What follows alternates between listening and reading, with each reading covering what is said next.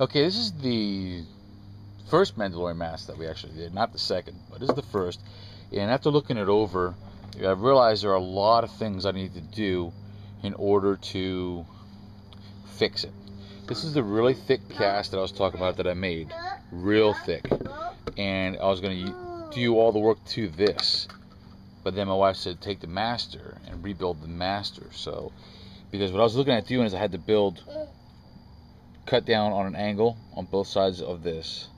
And I had to fill in with clay from this black portion all the way to the top. I had to sand all the detail off, rebuild the chin line area. It was a lot of work, so plus fixing a couple spots that sat higher than others. So scratched that idea, went back to the master and rebuilt the master. I'm about to spray paint it shortly. What my goal here is to start from scratch, rebuild the smooth portion of the mask, and then do the detail. Okay, so what I had done was I closed the chin off down here. I know it's a little bit uneven and weird, but it's because it's multicolored. When I do it white, that's when I'll be able to see the difference that I have to actually do. So I have to fix. But I closed the chin line off down here, so it's not visor going all the way down under the chin. And I'll show you the reference image later of which one I'm doing. This one we decided not to do the chin line because it was in Iraq and I was seeing pictures. Now I see it in person, I realize that we have to have the chin closed off like another image. So that's going to be, just we're changing that. This side's crooked. You might not see it, you might see it, I don't know. This is all crooked here, and yeah, you can see that. So I ran clay and filled all that in to give it a straight line to match this side. I added clay to bring it down on an angle rather than having to cut it out. I built it up because I want to close the visor in some too. That visor is really wide. So came down an angle here and here. This side was lower than this side. That's why this clay is thicker here than it is here, because I had to build this side up as I was angling them. This side here is about a finger width, about a middle finger width, but on this side it's well over a middle finger width. There's a middle finger plus extra. So these two corners are way off from one another. This side was a lot wider than this side, so I had to run new clay. When I ran the clay across to close all this top portion off, I ran it across straight. You can see this one's slightly angled upward. I don't know if you can really tell, but it's slightly angled upward and then back down. Okay, so I wanted to be straight across. So we ran it straight across, and which evened this side out with this side now. So these two sides are even. Cardboarded the back side, the visor area, and I'm gonna spray paint it, primer it, look it over. It's really rough because it's a lot of clay, plastic, and glue, super glue from the old detail. So we're gonna do a real thin mold of this just to get a nice fully plastic one instead of half clay, half plastic. We'll get the full plastic one out, then I'll take the sander and I'll sand the entire thing smooth. Then I'll have a plastic one to work with to re-detail to look like that. But this detail all has to get bumped down to there. This is all the details that get redone. So rebuilding from scratch to rebuild that one. And wish me luck. We have the other one ready to be molded. The angry looking version is ready to get molded. And then this one should be ready to get molded once this paint dries, and which will take us on to step 2. Okay, so see you soon.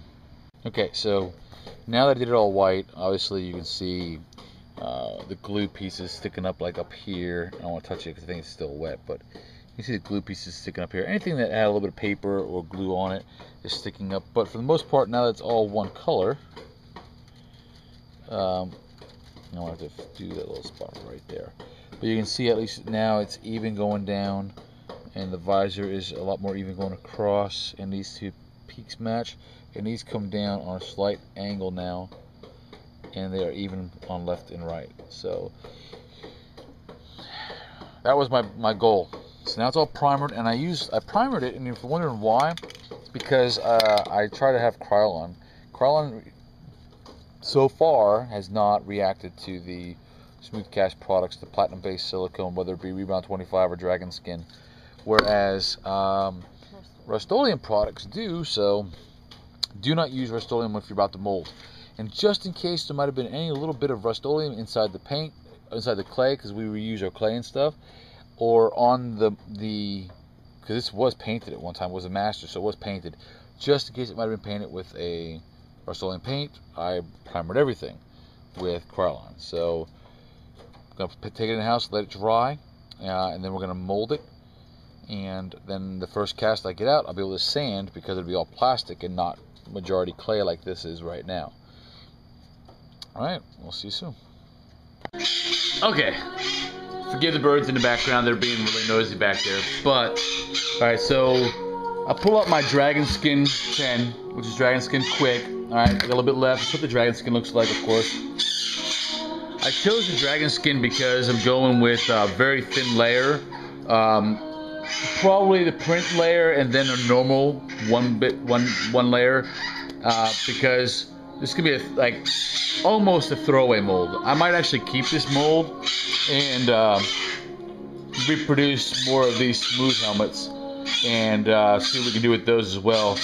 But the point is, I need at least one cast from this, because this is a lot of clay in here and I cannot work with it, so I got to produce at least one plastic one so I can start working on a detail for the Mandalore the Ultimate, the other version we're doing two different versions. So you can see I clayed around, getting ready to create the mold.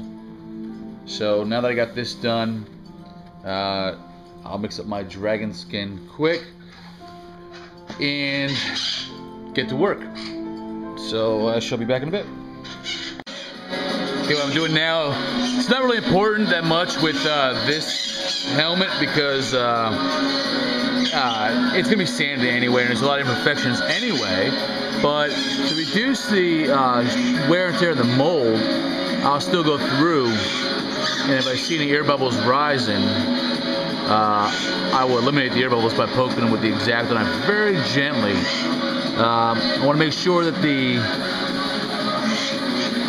silicone rubber is actually still liquid enough to fill in the holes once the bubble pops. You don't want to do this too late into the game, because the more it settles, the more it cures, the less the air bubbles rise to the top. So you want to eliminate all the big ones, even some of these small ones. It's not that big of a deal, like I said, for this mold in particular, but I want to cast a couple extra ones out of this, not just the one like I originally planned. So I'm just going back through, and if it's a one-time mold, I probably wouldn't even use the platinum-based silicone. I'd probably use a really cheap latex, because $200 a gallon. Whereas latex is like $84 for 5 gallons or some crap like that. So you can see why some of these props are expensive when I sell them. Primarily because supplies are rather expensive. When you start buying flex foam for $200 a gallon, and your rubber is $200 a gallon, plastic $100 a gallon. You see where it slowly builds up. Go back through here. I'm gonna clean this up a little bit down here, because I like the way that's working for me.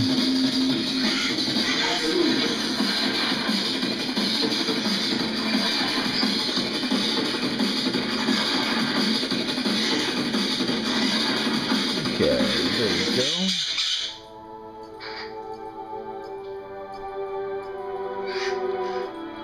See why it's a time-consuming hobby, because really you gotta pay attention to the details. You get a big air bubble in there, and it's horrible, because every time that eventually that air bubble, it's a real thin layer of silicone around the bubble. So once that silicone bubble pops, when it's cured, plastic will fill in, the liquid plastic as you're slush casting or doing a box mold, whatever you're doing, will go into that hole. There's a liquid. And then it'll cure into a plastic. Then when you pull it out, it actually stretches the hole even bigger because it's a pinhole going in, but the center of the bubble is actually a lot of times pretty big. So you get a big chunk of plastic inside the pinhole. Then you pull it, and then you got a big hole, and the hole keeps getting bigger and bigger and bigger. So you want to eliminate that.